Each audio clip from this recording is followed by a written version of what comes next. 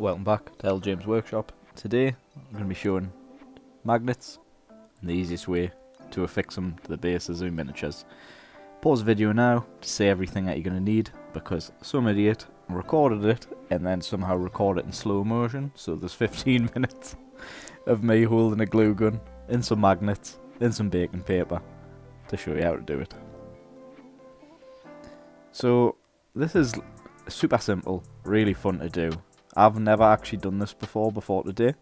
It's as simple as putting your magnet down on some baking paper, put your hot glue on top, stick your model down, give it a couple of seconds, and you're done. So I got told off one of my mates, Craig. So shout out to Craig for showing us how to do it. And to be honest, I didn't even ask any more questions. I figured it out, some little hints and tips, or maybe things that he told us and I forgot on how to do it. But through a bit of trial and error, found a really nice, simple way to do it. So sometimes your brain shuts down and you put the glue down before you put the magnet, but the glue sticks are cheap as out. I think I went to the works and I got 100 for a £5.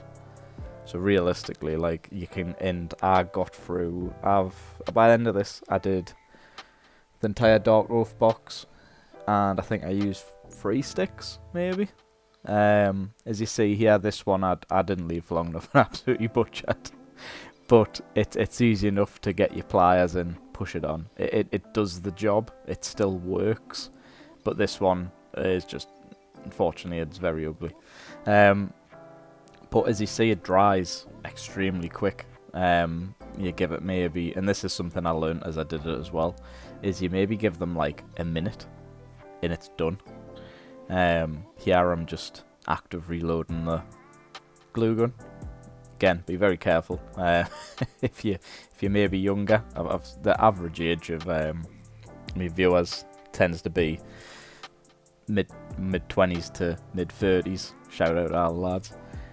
But be careful, because I've burnt myself on these before. But yeah, it's a nice, really simple way to do it. As you can see, that glue went down just before, and in that space it's fully dried. This one's a bit better.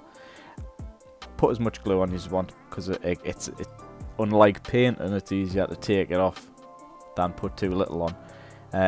But yeah, if it overflows or anything like that, you can just use your hobby knife, use your finger. Now this is where I thought it was really clever, and I got a bit of magnetic sheeting down, which I use on the really useful boxes. Put my magnets there, kept them nice and sturdy, put the magnets down, and just absolutely flew through this.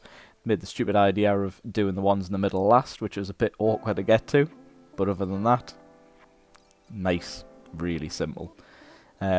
As you can see, I'd done these in, it maybe took us 15, 20 minutes, and that was with the trial and error too.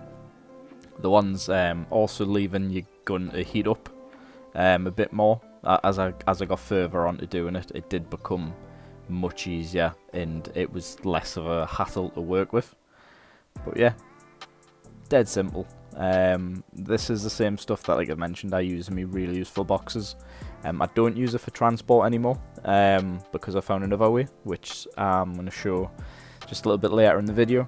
But yeah, really useful boxes, magnetic sheet, or the rubber steel, which is just what you can see in the image. You get I'll try and find a link for a good deal on it. My mate Brad had a one for 10 for £15 for 10 sheets. The A4 sheets, you can get absolutely loads of models on these. I've got some 25mm bases. I've got zombies that I think I can fit most of them in the box. I think there's about 80 to 100 smaller models that you can fit in. For larger bases, you just put more magnets down, more glue on. This one went spectacularly wrong, because I just didn't leave it down for long enough. But it's super easy to fix. You just use a little bit more glue. It dries that quick. It's absolutely no bother. Again, Do make sure that you don't have your... I use my cutting mat underneath the glue gun, just so, as you see in the left hand side, it doesn't go anywhere where it shouldn't. As you see, this hasn't fully dried yet. I don't quite know why, because one bit of it did and then the rest didn't. So you just put it back down, and that's all you need. The baking paper is just magic, and it doesn't stick to it. Yeah, it's just weird, and it's dead simple to do. Like I say, it is actually really fun to do. I managed to enlist me sister to do the rest of them, and bit of free labour, can't turn it down. But yeah, it's just a really, really nice, simple way to do it. A bit different from getting stuff painted. I was going to do a speed painting video on the Dark Wolf, but to be honest, I just didn't quite fancy it. So, magic of zooming out. The Cavissel, which is the box that I use, comes with these metal trays. You've got cork on one side, which you can actually, as you see, put the magnets on. Sticks on them, absolutely no bother whatsoever. You can take the cork off, use a cork on your bases, and then just use a metal sheet. Personally, I like the cork. I don't know why. It's nice. As you can see, these are just gonna all just plop straight on here, no issues whatsoever. And as you can see, just a second, the grand reveal. Just make sure that they're all on there nicely. You can give them a good old shake. They're not coming off, and that's through the cork too. So what I'll do is I'll put a little bit here, which is you'll see now, of the different things that I use on these. So you've got the really useful boxes. You can get these in either 4 litre or 9 litre, is the ones that generally are the best. You got the Cavissel, which is what I use, and I'll show you a picture of mine later. That sounds terrible. Magnetic sheets, 10-15 quid, can't go wrong. Magnets.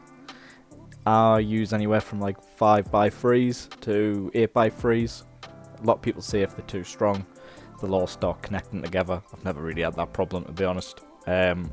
I wouldn't buy massively in bulk, because I normally just hop around on whoever's cheapest, and you'll find some are better than others. But it's all just a part of learn. Last is just kind of the finished product.